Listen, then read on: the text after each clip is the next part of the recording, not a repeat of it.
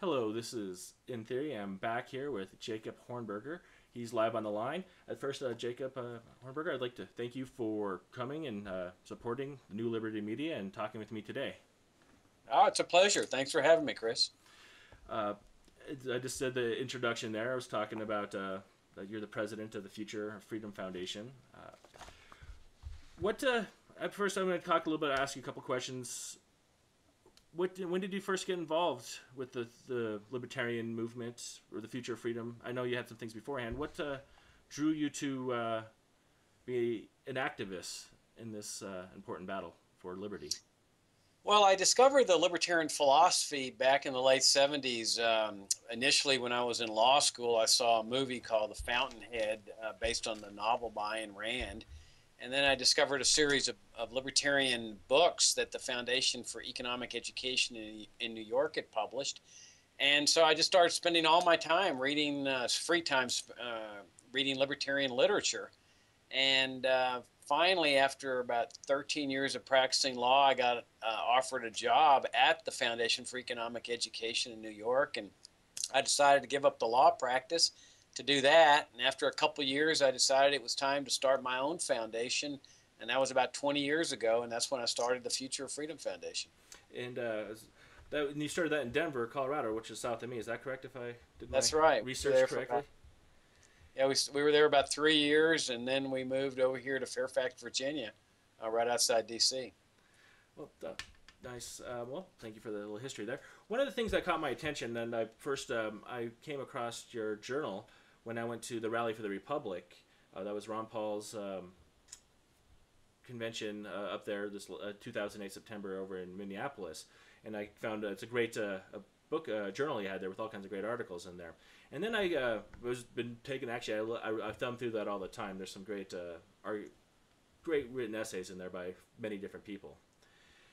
But I was studying just because of some new information about the Robert Carey conviction in Las Vegas. He was convicted for using for tax fraud, and you wrote a really well written blog post that basically, if I can get paraphrase this, and I'll let you say yourself, that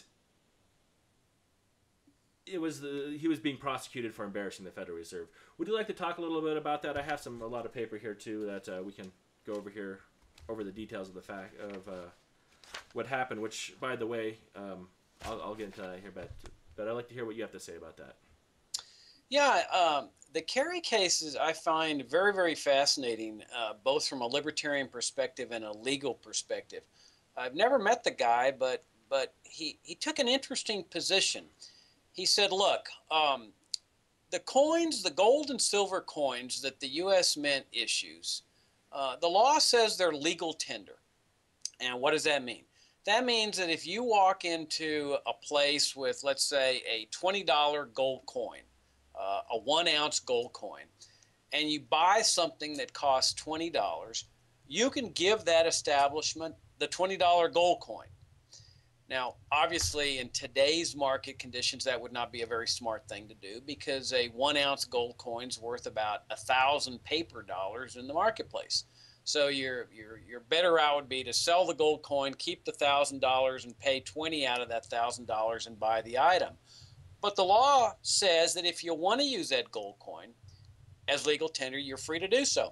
So if you pay your taxes, for example, let's say you owe $20 in taxes, you can pay that 1 ounce gold coin, and the IRS is going to take that gold coin. They're not going to give you any refunds. They're going to say, well, yeah, that's $20, and that's it. Or you can go sell the gold coin in the marketplace for 1,000 paper dollars, use 20 of those dollars, and pay the IRS. Well, what Kerry did was he took that to a logical conclusion. He said, well, I'm going to pay my employees based on gold coins. And so rather than having a $50,000 per year income, for example, they said, well, our income's now only $2,500 when you look at it in terms of the face value of these gold coins. So Kerry did not withhold any money based on the market value of what he was paying them as their employer. He took the position that their income was actually below the threshold for filing income taxes and paying income taxes and so forth. And he was, from what I can tell, he was very upfront about this. He told the IRS what he was doing. He didn't try to hide it or anything. And well, they went after him criminally. I mean, it seems to me if they were going to go after him, they should have gone after him only civilly, because it doesn't seem to me that his conduct is so egregious that it warrants a criminal prosecution. But that's what they did. They went after him criminally on a 57-count indictment. They added a bunch of extra stuff that he shouldn't have classified his workers as independent contractors and things like that. But the thrust of the case was the issue of legal tender. And recently, just a few weeks ago, a jury convicted him of tax fraud and tax evasion. And the man is now facing spending the rest of his life in prison, which to me just seems a horrible miscarriage of justice. Yeah, I was doing some research on this. You had recommended that to get to the Las Vegas Review Journal, and they had a good reporter, a reporter that was covering this case throughout here, and one of the issues that came up. One of the people that spoke there was Ron Paul's brother,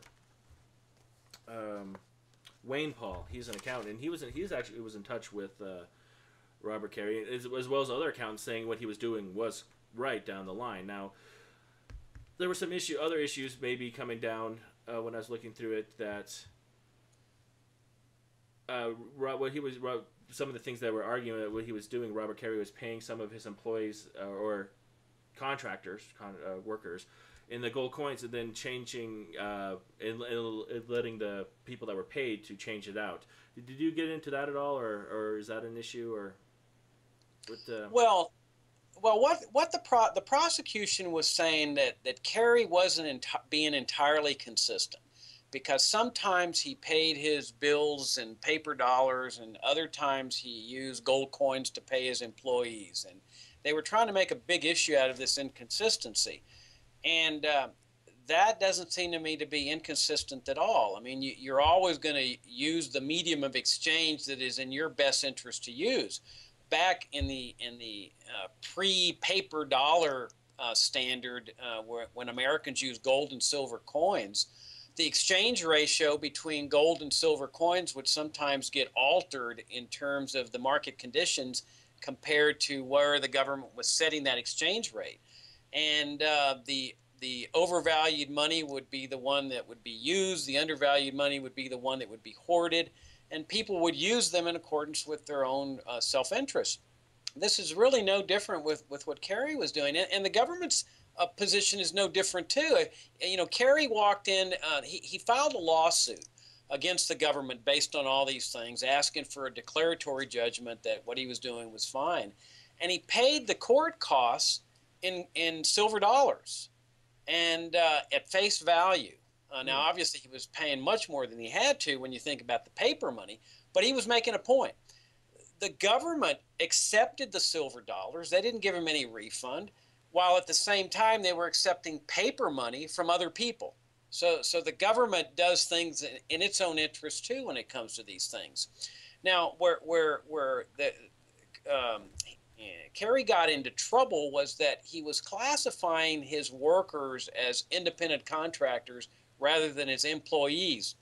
And that goes off on this legal technicality of who's an employee and who's a contractor. And that certainly doesn't seem to me to be the subject of a criminal prosecution. Also, there was some allegations that he had placed some property in his girlfriend's name to defraud the IRS again. I don't think that should be the subject of a criminal prosecution. These are things that people do to avoid taxes. Some of them are justified, some are not.